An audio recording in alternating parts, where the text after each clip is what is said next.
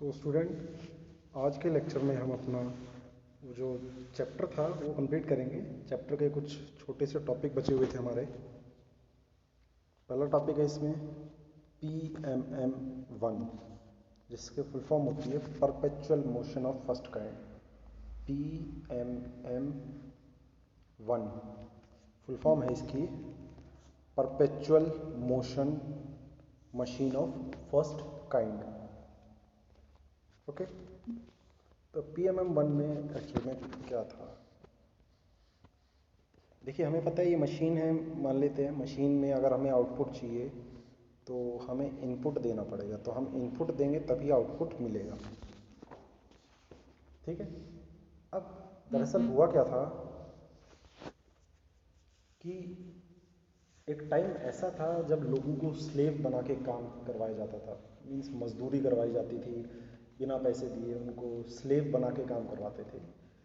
तो उस समय के एरा में हुआ क्या कि वो कुछ जो मशीन बेचते थे वो इंडस्ट्रियलिस्ट को क्या करते थे, मशीन बेचते थे, बोलते थे कि आपको इसे इनपुट देने की ज़रूरत नहीं है, आपको आउटपुट मिल जाएगा, आपको आउटपुट मिल जाएगा।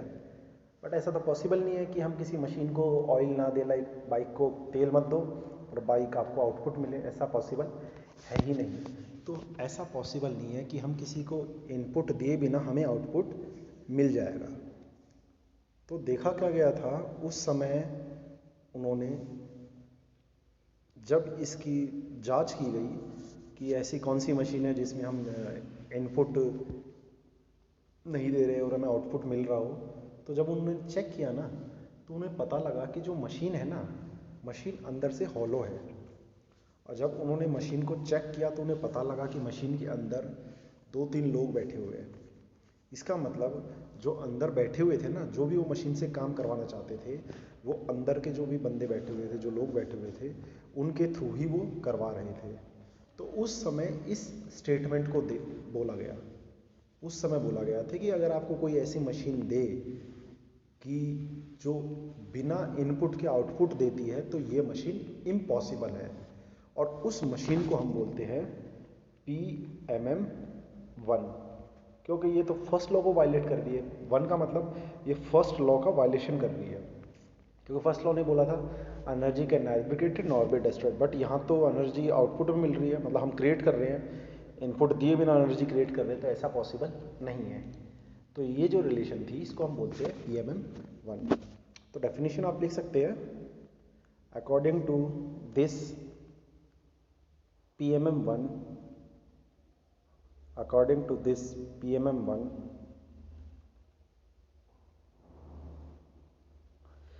according to this PMM1, a machine can give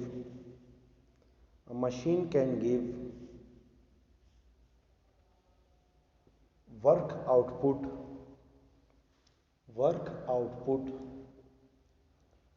without taking any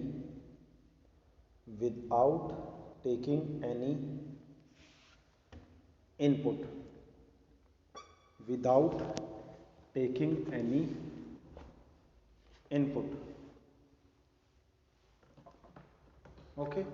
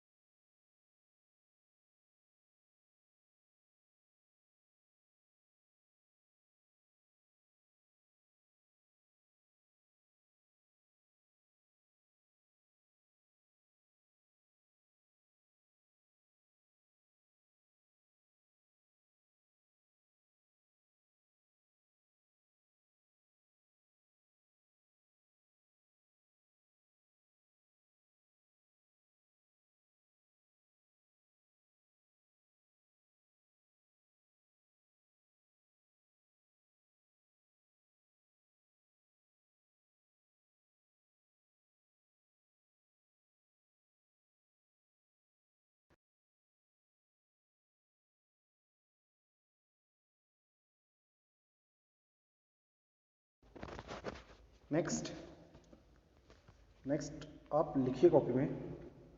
next आपका third law of thermodynamics. Third law of thermodynamics. तो पहले हम इसके डेफिनेशन लिखते हैं। लिखना, the entropy of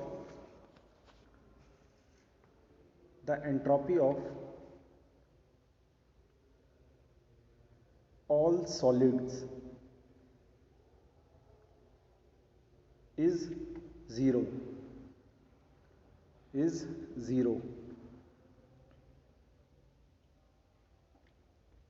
at absolute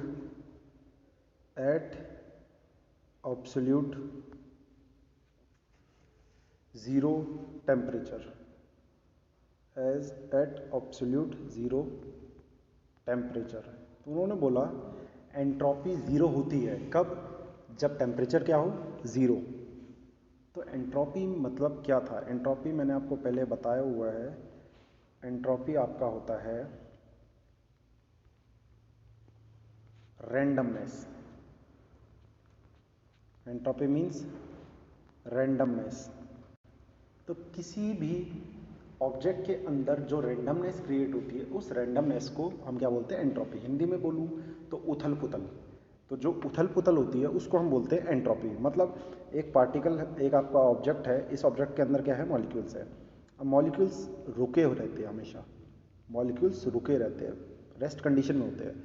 और अगर जब मैं इसको हीट करूँगा, तो जैसे ही मैंने इसे हीट दिया तो हुआ क्या? ये जो भी पार्टिकल है, ये पार्टिकल मूव करने लगेंगे, वाइब्रेट करने लगेंगे, एक दूसरे को धक्का देने लगेंगे। तो यहाँ जो ये क्रिएट होगी ना रैंडमनेस, इस रैंडमनेस को हम बोलते हैं एंट्रोपी।